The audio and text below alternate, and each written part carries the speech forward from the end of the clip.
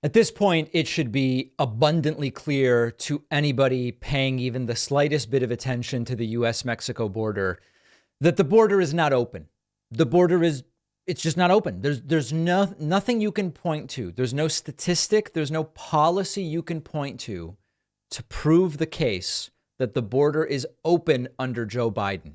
And so what did former Republican governor of Alaska, former Republican vice presidential candidate, former congressional candidate, failed, by the way, Sarah Palin, say when she went on Newsmax? She said the border is open. We're going to check this out. This is another one of these examples of Sarah Palin in her echoey room, visibly struggling to use language to communicate anything of meaning. In this particular case, speaking to Newsmax's Eric Bolling about the topic of immigration. And this is an important issue because the lies that the right is telling about immigration are sticking with some voters. Let's listen, then we'll discuss. A country that puts the needs and priorities of invaders over those who fought for it. Well, that sounds to me like Joe Biden's America.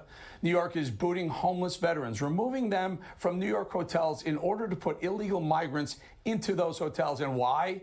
Because these sanctuary cities can't handle what they decided to take on. Let's bring in former Alaska Governor Sarah Palin to weigh in. Governor, an expert on immigration. Let's bring in Sarah Palin. They asked for it. They begged for it. We give it to them, and they want to push back now. And they're going to move out veterans who are having a tough time in favor of illegal aliens coming in. Your thoughts? Right. I mean, the whole open borders issue is bad enough. And the icing on the cake now, though, is that our veterans, again, are being kicked to the curb.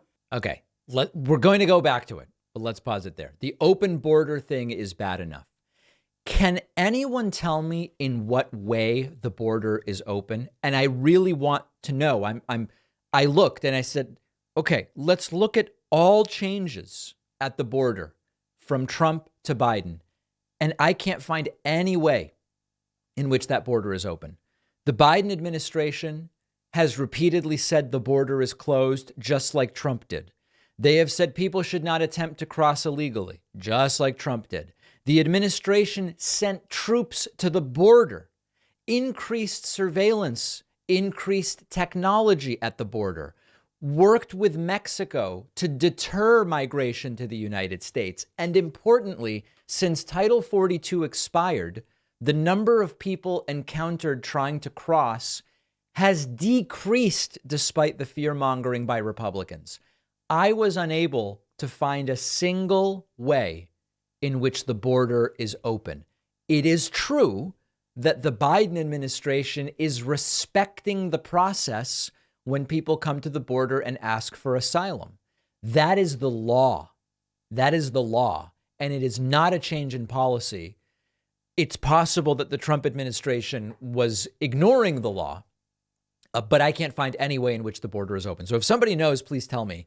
Let's continue here with Sarah Palin. Literally, as illegal aliens are being given precedence over this. Now, there are two issues. One is the veterans issue, and it just makes me sick to my stomach. It makes me sick to know that our leaders in government are not giving our vets their due.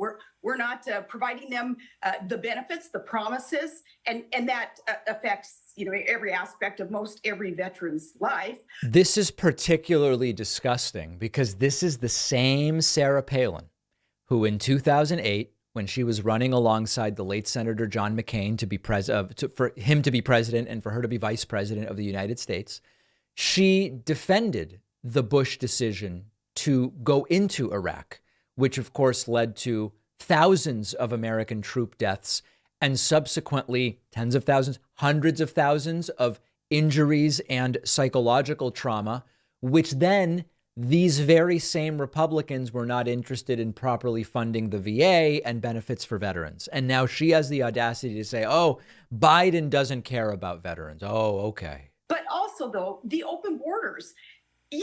In school, in civics, in U.S. history class, we all learn in school the definition of treason.